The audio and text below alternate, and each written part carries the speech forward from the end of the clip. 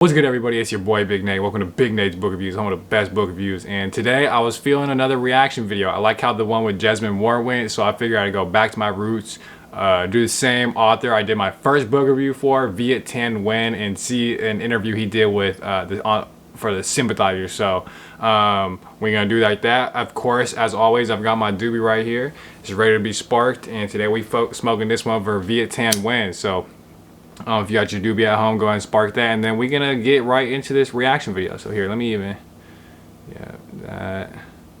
Okay, I think it's working, hopefully. So, yep, let's get into it. We're back at AWP 2016. This is Book View Now. I'm Rich FAHLE, and I'm sitting right now with Viet Nguyen, who's written a new book called The Sympathizer. What do you say, Gwen? Gwen? I heard a hard G, and I'm pretty sure that's not what you're not supposed to say. And I'm sitting right now with Viet Nguyen, who's written a new book called The Sympathizer. You tell me, bro. I've heard like 3 different ways to pronounce this dude's name. We should just ask the man himself, but I don't know. But anyway, let me know if you know in the comments.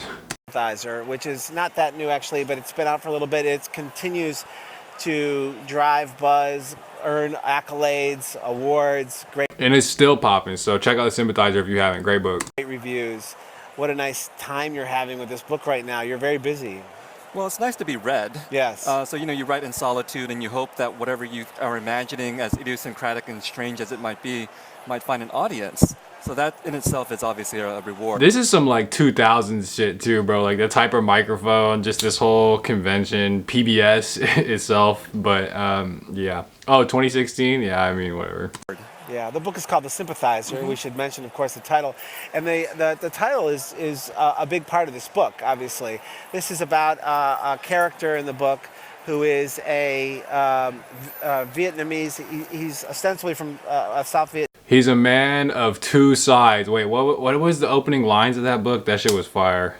He sees both sides. He's a sympathizer, but it's not just political. It goes towards a number of different things. Check out my review of Sympathizer, bro. Vietnamese.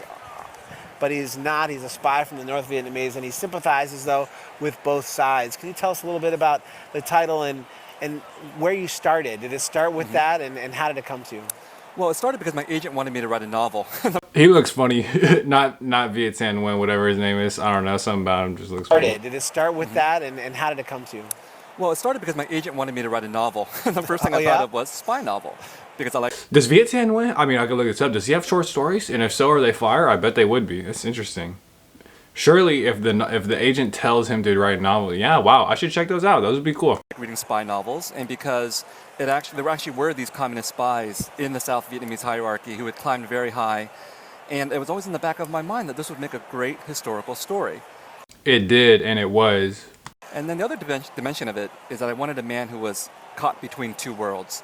That's what it was, something like that, caught between 2 worlds, just on every element of his life, morally, with his friends, with what he does for a living, politically, everything. He's divided in loyalties, he's divided in terms of race, because his father is French and his mother is Vietnamese, and this allows him to sympathize with different sides. That's his one talent, but it also turns out to be his tragic flaw as well. Yeah, it is a talent in the sense that that ability to understand, to empathize. It'd be funny to have like some person you don't know talk to you, telling you what your book is about. Like he's kind of like, it's like, I don't know. It is a talent in the sense that that ability to understand, to empathize, is a rare thing for a lot of people who don't necessarily have lives in 2 worlds, like you did growing up and like your character does. It's something that I think in America, when you come here, you don't always see, that an understanding of another culture, the ability to sympathize. He's talked more than Viet Thanh Nguyen at this point, which is a problem to me. But I get it. He's doing his thing. To empathize.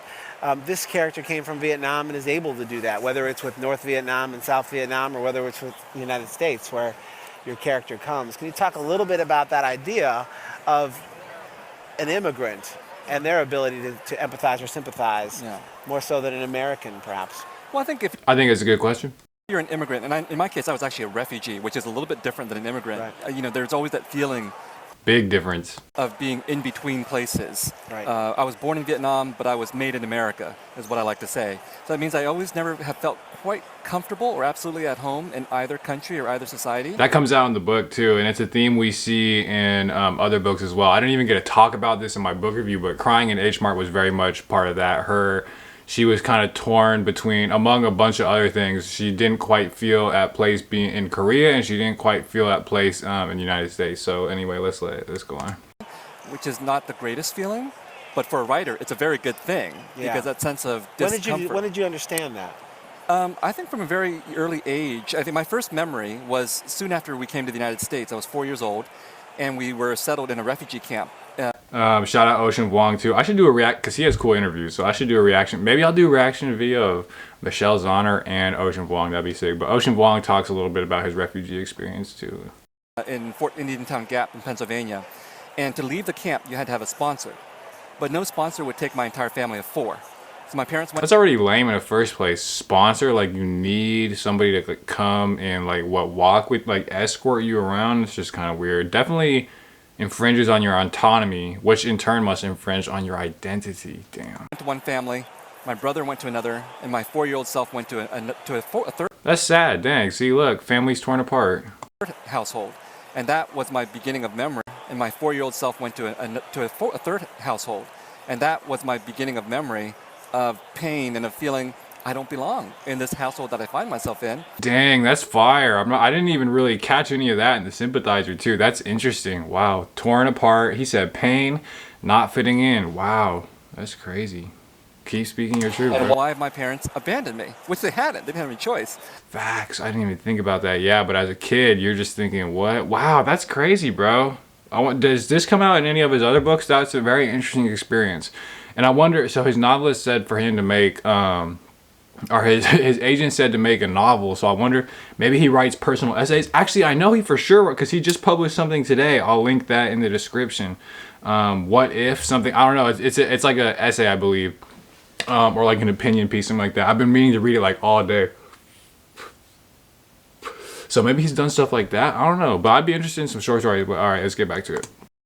But that was sort of the genesis of my identity as someone who, again, both Vietnamese and American, never quite comfortable in either place, never quite knowing what to call home. Yeah. Wow, your first memory of that. That's quite profound. I will say it is hard as an interviewer. Because it's like, dang, bro, that was a lot of like shit, like good shit. But it's like, dang, what do you say to that? Like, Profound. The story also revolves around. Okay, my bad. My landlady came downstairs real quick, but we finna see what he says. Never quite knowing what to call home. Yeah. Wow, your first memory of that. That's quite profound. The story also revolves around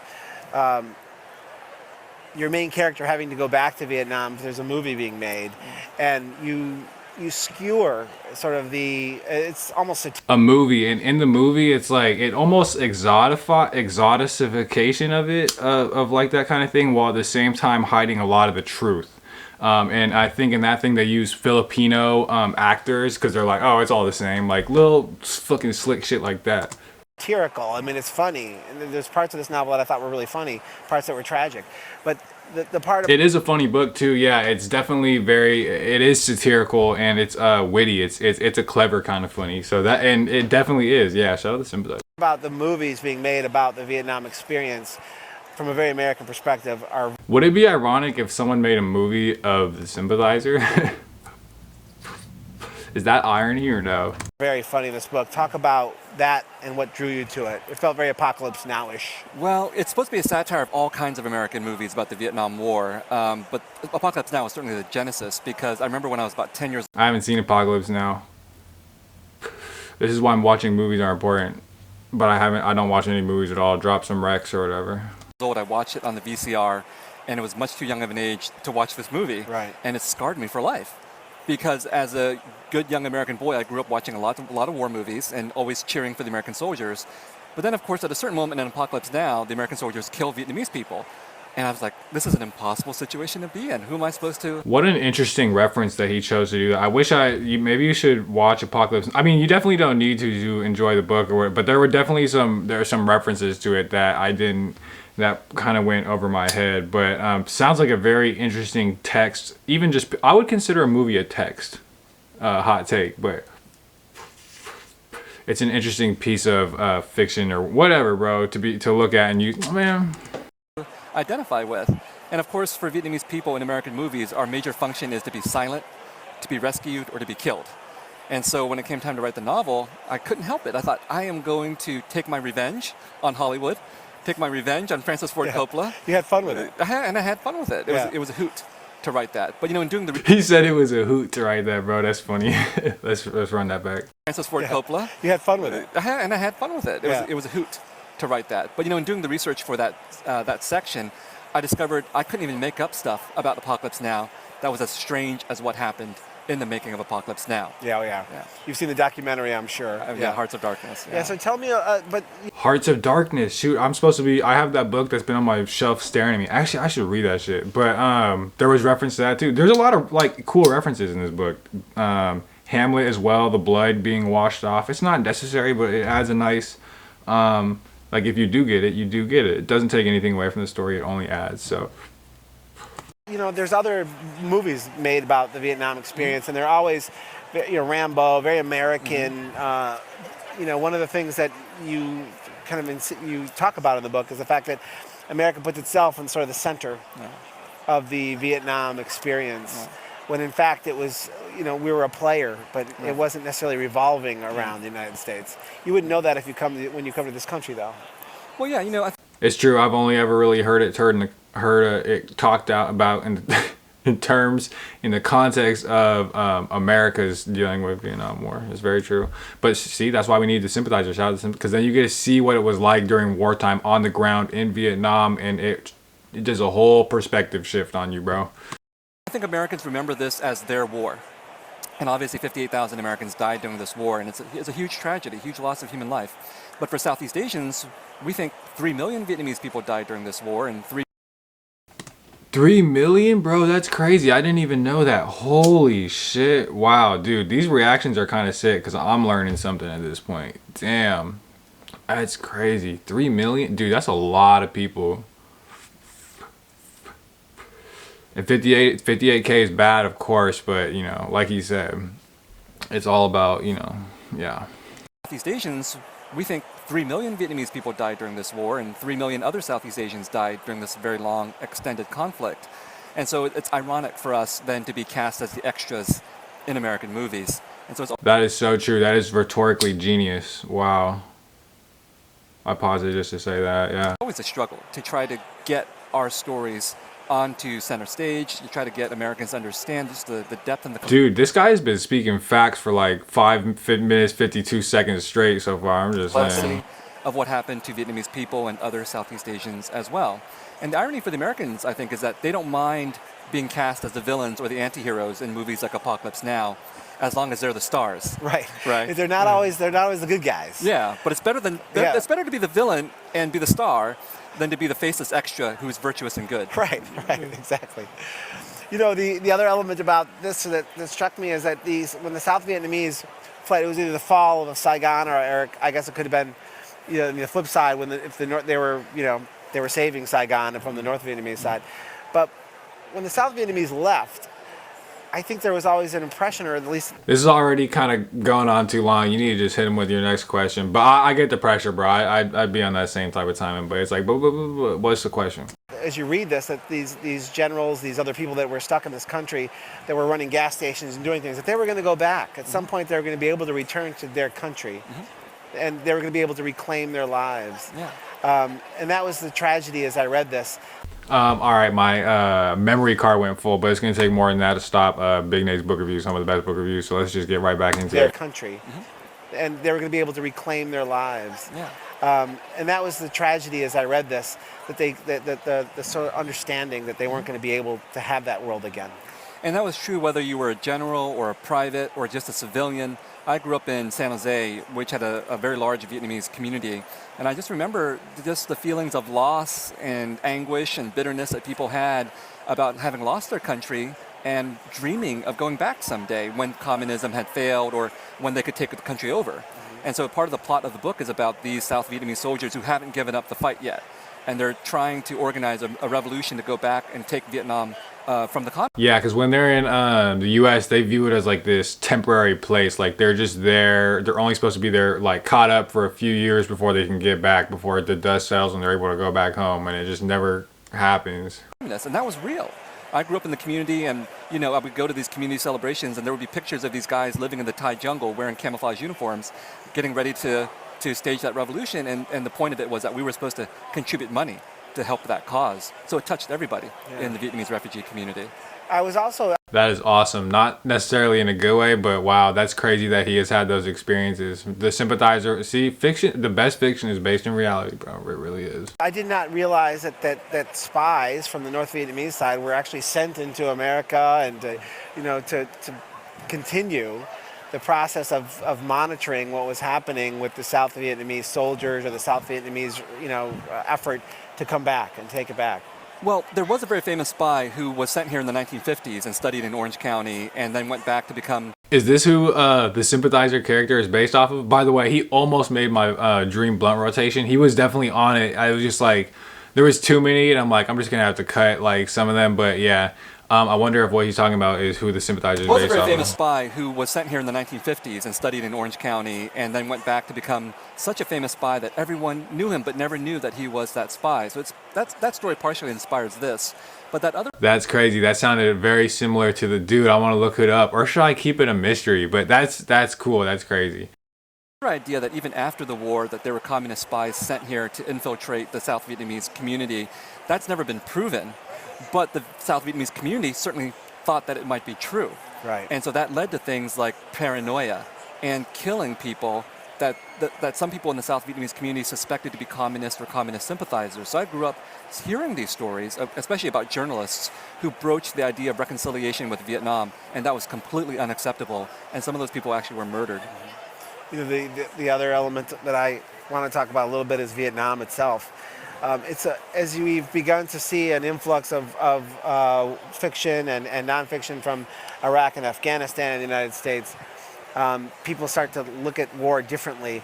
There's something, a different kind of war in Vietnam, but it's still in the present. It's still in top of mind in the United States, certainly, and certainly in Vietnam. When you decided to write The Sympathizer, what was your thought? He sounds like he's ready to talk. Like I feel like I even heard him begin an answer, but he just kind of kept going on. But no, I mean, you gotta get about the time between Vietnam War and now. My feeling is that Americans and also the Vietnamese want to compartmentalize the war. This is something that happened like 1965 to 1975. Now it's over. Now we can be friends. And my point of view, though, is that this was actually part of a much longer history of warfare, at least from the American perspective, that we had been expanding across the Pacific into Asia since 1898. Crazy. That's what people mean by colonialism. Like you're really like using your forces to exert power over others. And the Vietnam War was an interruption of that.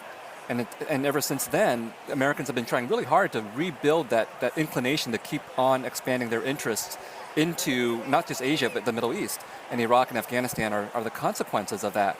So when I was writing the novel, I couldn't help but think that many things that I was writing about were actually being repeated in slightly different ways in Iraq and Afghanistan. So, for example, torture was very big on the American mind in the 2000s, right? Still is to some extent.